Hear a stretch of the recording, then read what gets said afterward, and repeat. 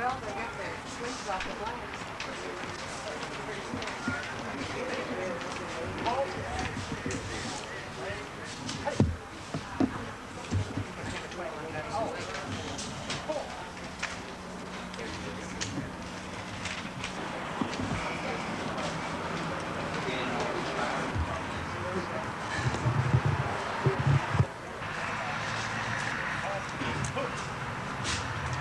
Our Father in heaven, 25,000 American military personnel died in the Revolutionary War. 1,000 died in the War of 1812. 13,000 died in the Mexican War. 500,000 died in the Civil War. 2,500 died in the Spanish-American War. 120,000 died in World War I. 410,000 died in World War II. 54,000 died in the Korean War. 58,000 died in Vietnam. Several hundred more were recently killed in Operation Desert Storm in Kuwait and Iraq. It was 2,700 years ago that a prophet named Isaiah said that he had a dream.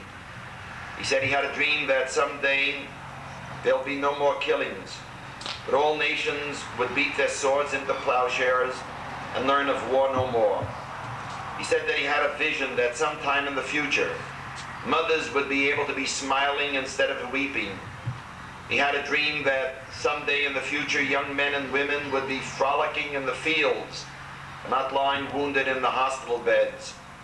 He said he had a dream that someday in the future, children would be playing with their fathers and mothers at home and not visiting their premature graves in military cemeteries. Our hopes and prayers on this Veterans Day are that freedom and democracy will quickly spread throughout the entire world, so that our men and our women will not have to go overseas to fight again against tyrants and dictators, and that the peoples of the world will be able to live together in friendship, in love, in peace, and in freedom. And to this we all say, Amen. We are less than a month away now from the 50th anniversary of the Pearl Harbor attack that propelled our nation into World War II. Most Americans living at that time learned of that cataclysmic event by radio, but some experienced it firsthand. Mylan Kelly was at Pearl Harbor as a member of the crew of the destroyer Henley. He's now an officer of the San Jacinto chapter of the Pearl Harbor survivors, and Mylan Kelly is going to offer us now some observations on his experiences. Mylan. Thank you, Ray Miller.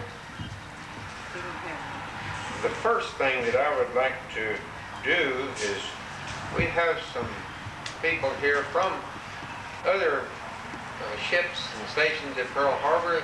If those gentlemen would please stand, and they came here to back me up, really, is what they did.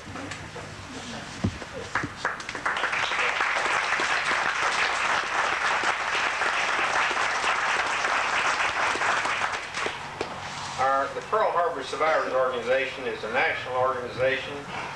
There's somewhere around 11,000 members in it.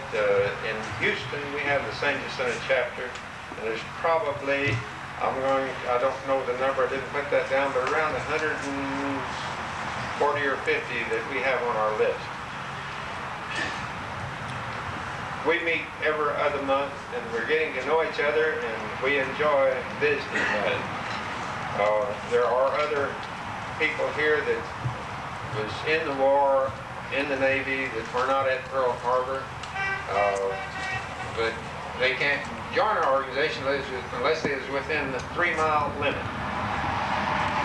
I want to thank Ray Miller for this opportunity to make a few observations. I'm going to give you a little story about our ship, because that's the one that I had the experience with. But we were tied up in a buoy, 3 destroyers side by side. When you do that at Pearl Harbor, you have one destroyer that has steam up. You get all of your electricity, water, and everything from that one destroyer. We were cold.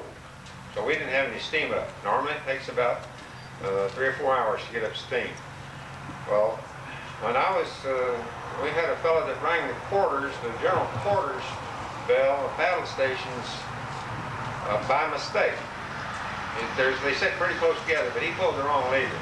So a lot of people went to general quarters. I knew he pulled the wrong lever, so I didn't go.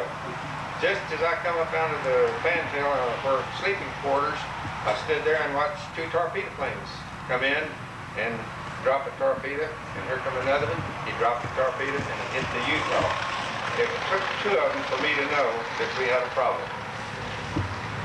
It took us about 30 minutes to get out of the harbor. Normally it's a several-hour job. We damaged some tubes, some boiler tubes in doing it, but in going out the harbor, I didn't see any way for me to be here today at that time, because there was bombs, torpedoes, high-level bombers, you name it, and they were there. We didn't get hit except for strafing. They were after the larger ships. On the way out, they tried to block the harbor by sinking a ship in the harbor. That wasn't successful. They missed us. They did do some damage to another ship that run aground, but they never did block the harbor. We had very few officers aboard the ship. We picked up our officers out in the Pacific Ocean on a raft. Most of them were ashore. But we tied a raft on behind the ship, and they put a boat, put our officers in there. From there, they said, go find the enemy. We didn't really want to go find the enemy. We wasn't ready for that. When we, at Pearl Harbor, the total that I have as far as killed in Marines, sailors, Marines, soldiers, and civilians is 2,413. You can get different books and you'll find different totals. Wounded was 1,178. The Arizona was sunk, the Oklahoma was sunk, the Utah was sunk. The two destroyers, Cason and Downs, were sunk. They were damaged. One of them was in, the Downs was in dry dock. And you'll see pictures of that in the papers sometime where the bow, it's a big explosion. They hit a magazine. The Ogallala, it was a mine layer. Many more damaged, 188 planes. From there, I'm going to skip around a little bit. I'm not going to skip around, I'm going to jump some things, but the Coral Sea, the tanker Neosho was the largest tanker that we had, and it was in the Coral Sea to supply the fuel oil for all of the battleships and the carriers and what was there. We were kind of a support back up out of the way, but the tanker Neosho and don't remember the name of the destroyer, but it was hit where they could not navigate. They were dead in the water. They sent us after them, but with radio silence. It took us approximately 3.5 days to find them. When we found them, the kamikaze pilots had dove on the tanker and with their gasoline tanks, and if they had a skivvy shirt on without any arms, the flesh was hanging off of their body. We had to pick them up with straps. We buried some at sea, but we picked up off of, I think, 109 sailors off of that, and then we sank that. Just as a matter of little comment, we sank 2 ships during the war. They were both ours. It's not a very good thing. I'm going to go to Guadalcanal and Tulagi, but we went in on the Tulagi side. Tulagi is the port. It's a submarine base on one side, and Tulagi, Guadalcanal over here some 10 or 12 miles. But there was many ships in that invasion, and we were sitting dead in the water as daylight started, when it first started breaking day. Probably about 4 miles off of the beach. You could see the lights come on. They didn't know we were there. We weren't supposed to make any kind of do anything until the dive bombers came in, and we were very glad to hear those dive bombers come in, and one of them said, let's hold readily. We that's where we sank we sank the Blue. The Blue was another destroyer right in front of us that took a torpedo from a Japanese destroyer. This was at about 2 o'clock in the morning. We couldn't identify it real well. There were some of our ships in there and some of theirs, and we let it happen. We let it happen. Finchhaven, New Guinea, we had made a landing at Finchhaven with some LCIs, which is landing craft infantry. And after we made that, there was some Japanese here, and they was coming back in to build their people back up, some more soldiers. And we knew there were submarines coming, but they sent us up there to on a submarine sweep. We were doing as fast as we could go, which is about 25 knots, but at that speed, our sound gear, which does not pick up the echo for the sounding of the submarines. I was amidships on the lookout situation, manning at 20 millimeter, when they rang the general quarters, battle stations. I looked out there and I saw a torpedo go in front of us and another one go behind us, and I never did see the one that hit us. But we were sunk there October the 3rd in 43. We stayed in the water about 8 hours, and the other destroyers that was with us, there was 2 more with us, they picked us up about 2 o'clock in the morning.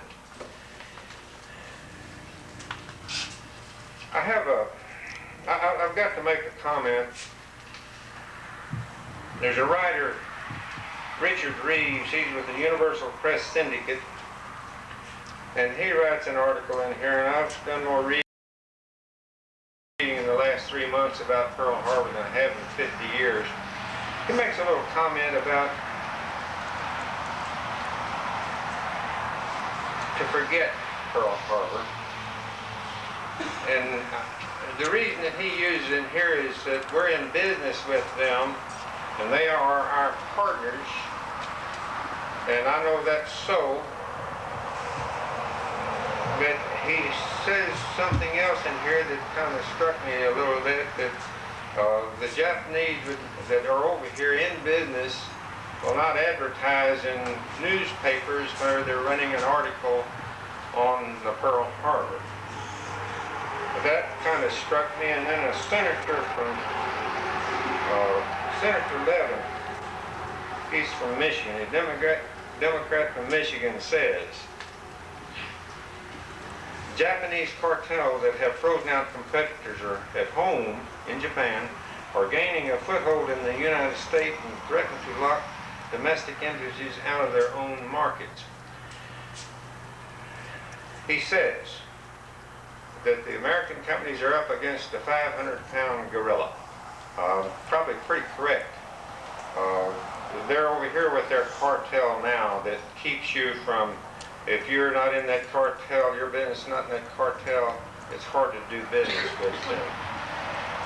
The real problem is that we've been feeding the gorilla for probably 45 years, as far as I'm concerned. You know, if we don't,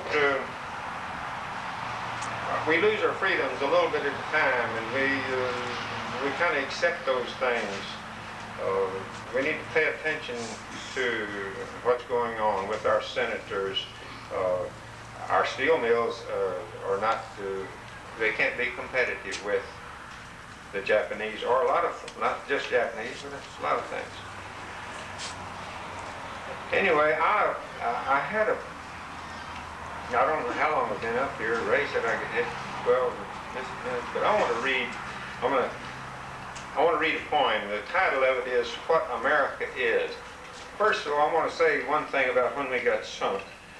When I got home and my wife was asking me, that's before we was married, she said, who is you thinking about in the water? I said, well, I was thinking about me. She thought I was thinking about her. What America is. A youngster of 5 in his father's lap laughs aloud, escaping his nap. He poses a question that sobers the tone. Dad knows the answer must be his alone. For a fellow just 5, he appears concerned. Anxious, he seems, the response to learn. It's a query quite worthy of such a lad. Just what is America, Dad? In his father's heart, the reply is plain. He puts in words, yet putting it in words is hard to explain. Dad ponders the asking from this child of his, says, "This, my son, is what America is." She's a statue in the harbor with a torch in her hand, a beacon to the homeless. She offered her land. She's the unknown soldier rested in the dust, the silent mother who knew why he must. She's a lump in your throat when the flag passes by. When you're singing her songs, she's the tear in your eye. She's a mother embrace, a father who's just, a coin inscribed, "In God we trust." She's the great bald eagle, a watch from her perch. She's a family praying in the country church. She's the laughter of children, the smile of a babe, proof unaware of the price that she's paid. America, my son, is just what we make her. She'll stay where we leave her or go where we take her.